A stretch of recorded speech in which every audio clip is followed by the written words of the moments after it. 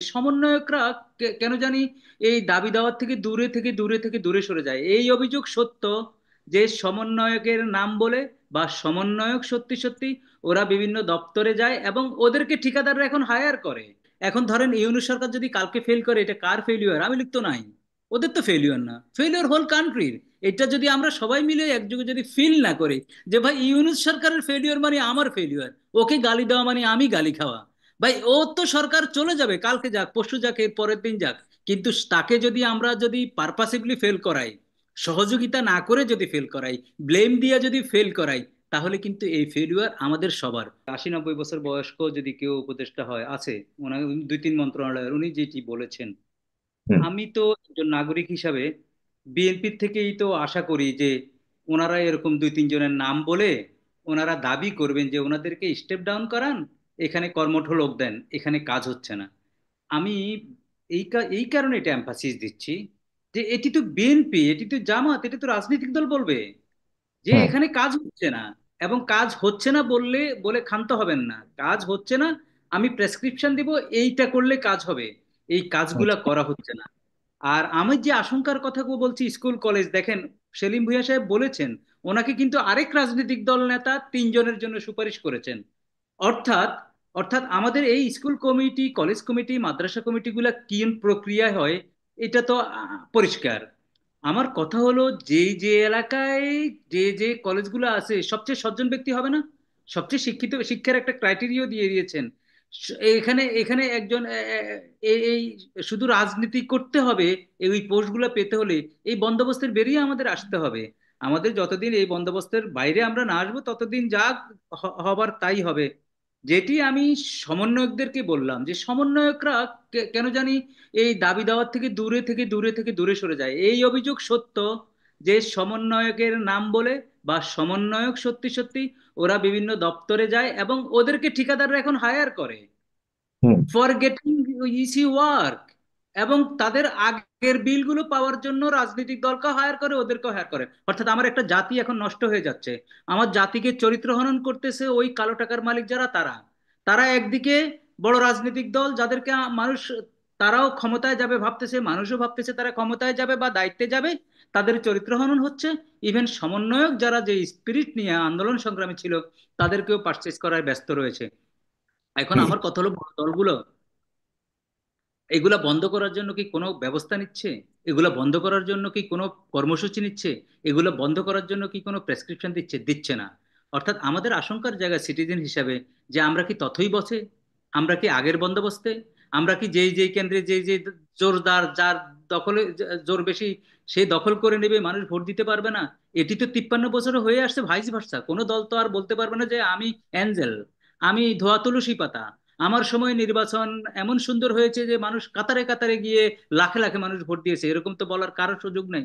কোনো রাজনৈতিক দলের নাই, আমি বলতেছি আপনাকে বারবার এমফাসিস দিয়ে, কোনো রাজনৈতিক দলের না। আওয়ামী লীগ তো চলে গেছে, যারা এক্সিস্টিং আছে। অর্থাৎ আমাদের এমন একটা কালচার তৈরি হয়েছে, যেই কালচারে আমরা যে প্রার্থীগুলো দিই, এই প্রার্থীগুলোর 50% পার্সেজ করে আনে তারা নমিনেশন, আর 50%, আচ্ছা যাই হোক। এখন এই বন্দোবস্ত শুরু থেকে যে বাদে বন্দোবস্তগুলা, যে সেই বন্দোবস্তগুলোর ব্যাপারে রাজনৈতিক দলগুলোর তো একটা কর্মসূচি থাকতে হবে, স্পেসিফিক কর্মসূচি থাকতে হবে। তারা তো আজকে পর্যন্ত বলে নাই যে আমার ক্যান্ডিডেট গত যত নির্বাচন হয়েছে সেই নির্বাচনে যেভাবে আমি ক্যান্ডিডেট দিয়েছি সেই ক্যান্ডিডেট এবার হবে না। তাহলে কিভাবে ক্যান্ডিডেট হবে? এই ক্যান্ডিডেটের ক্রাইটেরিয়া এইটা হবে, এই ক্যান্ডিডেটের বয়স এত হবে, এবং তারা এই শিক্ষায় শিক্ষিত হতে হতে হবে। তারা টিপ্পন, যে যারা চালাবে, যারা টিপ্পনের যোগে আছে অর্থাৎ অ্যানালগ, তারা এখানে নমিনেশন পাবে না। আমি গর্ডন ব্রাউন আর ক্যামেরুনের একটা বক্তৃতার কথা শুনি। গর্ডন ব্রাউন তখন ইংল্যান্ডের প্রাইম মিনিস্টার, এবং সে ওই যে এর আগে সে অর্থমন্ত্রী ছিল, ক্যামেরুন বিরোধী দলের নেতা। ক্যামেরুন বলছে Gordon Brown is a wonderful man, but he is from analogous era, we now need ওই যে ডিজিটাল ওয়ান। তো এই ধরনের, অর্থাৎ আমি পার্লামেন্টে তার বক্তৃতাটা দেখেন কিভাবে কথা বলেছে, কত সুন্দর করে কথা বলেছে, অ্যানালগ আমি চাই না, আমি ডিজিটাল চাই। এখন কি এই ধরনের বন্দোবস্তে কি কোনো রাজনৈতিক দল আমাদেরকে দেখিয়েছে যে আমরা দেখো এইভাবে যাচ্ছি? বরঞ্চ যেই বন্দোবস্তে ছিলাম সেই বন্দোবস্তে এখন মানুষ বলে যে চাঁদার পরিমাণ বেড়ে গেছে। তো এই যে কথাগুলো এসছে, এগুলো অ্যাড্রেস করতে হবে তো। আমি বললাম যে এই কথাগুলো মিথ্যা, কিন্তু রাজনৈতিক দলগুলো তো এগুলো অ্যাড্রেস করতে হবে। এখন অ্যাড্রেস যদি না করে, যেই কথাগুলো বাজারে আসতেছে সেই কথাগুলো তো মানুষ আপনি নিয়ে বসে আছে। এখন আমার বিএনপি যদি ধরেন দুর্বল হয়ে যায়, এখন আমাদের ক্রাইসিস কি? বিরোধী দল খোঁজ করা। শেখ হাসিনা বলছে বিরোধী দল পাচ্ছি না, বিরোধী দল পাচ্ছি না, এখন সামনের দিকে আমরা তো বিরোধী দল পাবো না। তো এই ক্রাইসিস থেকে আমাদেরকে বেরিয়ে আসার জন্য আমাদের প্রেসক্রিপশন লাগবে না? আপনি সেইটার কথা বারবার বলতেছি, এই কারণে যত আলোচনায় আসতেছে একই আলোচনা, আমাদের ক্রাইসিস। এখন আমরা পলিটিক্যাল পার্টি যেখানে যেখানে যারা যে অবস্থায় আছে, তারা যে এখন যে জেনারেশন আছে এই জেনারেশনকে বুঝছে কিনা, বা এই জেনারেশনের যে আকাঙ্ক্ষা, বা তাদের সন্তানরা যে শিক্ষিত হচ্ছে এটা ফিল করতেছে কিনা, সেই ফিল করে নতুন বন্দোবস্তে কি বাংলাদেশ যাবে কিনা, সেটি তো একটা বড় ফ্যাক্টর হয়ে দাঁড়িয়েছে। এখন ধরেন ইউনূস সরকার যদি কালকে ফেল করে, এটা কার ফেলিওর? আমি লিখতো নাই, ওদের তো ফেলিওর না, ফেলিওর হোল কান্ট্রির।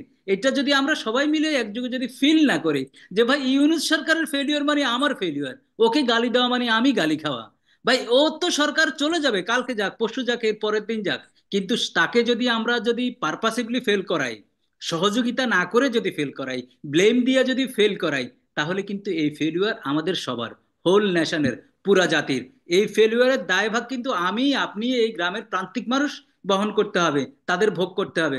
আমি বারবার বলছি, সেলিম ভুঁইয়া হয়তো সেন্ট্রালে বলবে যে এই ফাইন্যান্সিয়াল দুর্নীতিতে যে বিশ্ববিদ্যালয়ের শিক্ষকরা জড়িত, তাদের যে নামগুলো প্রকাশিত হয়েছে তাদের শাস্তি অন্তত কালকে ফখরুল ইসলাম দাবি করবে, এবং ফখরুল ইসলাম সাহেব হয়তো বলবে যে তাদের যে পেনশন পাবে সেই পেনশন থেকে পেনশন বন্ধ করে তারা যে দুর্নীতি করেছে অন্তত অ্যাটলিস্ট কি তাদের শাস্তি স্বরূপ পেনশনটা আটকিয়ে দেওয়া হোক। এই বন্দোবস্তের জন্য এই এই কর্মসূচি নিয়ে অন্তত বিএনপি আসবে, জামাত আসবে, আমি মনে করি। আর সেলিম মিয়া রাইটলি বলেছে যে দেখেন এই যে ব্যাংক বিমাগুলো কিভাবে দখল হয়ে গেল ফলোইং মর্নিং এ, এটা একটা প্রক্রিয়ার মাধ্যমে হওয়া উচিত ছিল। তো ঠিক। তাহলে কত হলো, আমরা কাদের উপর ভরসা করব? অর্থাৎ সেলিম ভুঁইয়ারা যে কথাগুলো বলেছেন, যে ব্লেম করেছেন, এটা সত্য। সেলিম ভুঁইয়াদের ব্যাপারে যে ব্লেম গুলো করা হয়েছে, স্কুল কলেজ মসজিদ মক্তব মাদ্রাসা সবগুলা একটা বন্দোবস্তের ভিতর নিয়ে গেছে, এটাও সত্য। তো এই দুঃসত্যকে যদি আমরা মেনে নিই, তাহলে আমাদের জায়গাটা কোথায়? আমাদের নিঃশ্বাস নেওয়ার জায়গাটা কোথায়? আস্থার জায়গাটা কোথায়? আমরা আমরা সাধারণ মানুষ কোথায় যাব? এই যে গৃহবধূ প্রাণ দিল, গৃহবধূর রাস্তায় ছিল, ছাত্রীরা রাস্তায় ছিল, এই যে বিশ্ববিদ্যালয়ের ছাত্ররা বেশিরভাগই হয়েছে প্রাইভেট বিশ্ববিদ্যালয়ের, তারা যে নিহত হলো, অকাতরে জীবন দিল, তাহলে লাভ হলো কি? আমরা কোথায় আছি? কোন পরিসরে আছি? আমরা যে জি। একজনের ব্লেম আরেকজনের ব্লেম, অর্থাৎ এটা যদি আমরা সত্যভাবে মেনে নিই বা মিথ্যাভাবে মেনে নিলেও তো আমাদের আর জায়গা থাকবে না, আমাদের ঠিক। নিঃশ্বাস ফেলার জ্ঞান জায়গা থাকবে না। পাটোয়ারি আপনার আমি কাছে চাই। মনে করি আমি মনে করি সমন্বিতভাবে আমরা যেখানে যেখানে ভুল হচ্ছে সেখানে আমরা কর্মসূচি দিব। সরকার আমি আপনি সে, সরকার তো আর কেউ না, ওরা 5-7 জন না, আসলে আমি আপনি সে। আর আমরা আশা করি বেরিয়ে আসবো, টিএনওর অফিসে যাতায়াত বন্ধ হবে, ডিসি অফিসে যাতায়াত বন্ধ হবে, তারপরে স্কুল কলেজ মসজিদ মক্তব মাদ্রাসা শ্মশান ঘর এগুলো বেদখল আর হবে না, দখল বন্ধ হবে। এই একটা বাংলাদেশ চাই, সোনার বাংলাদেশ চাই। এটাই আমাদের প্রত্যাশা, আর তো কিছু ধন্যবাদ। না।